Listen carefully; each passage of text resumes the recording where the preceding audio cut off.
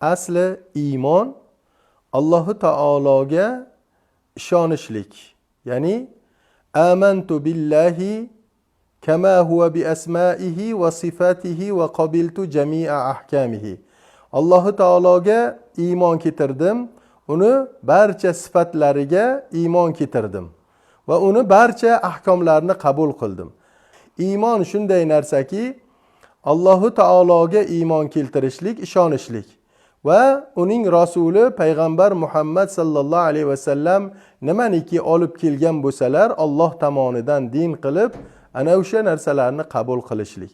Mana shu iymon bo'ladi.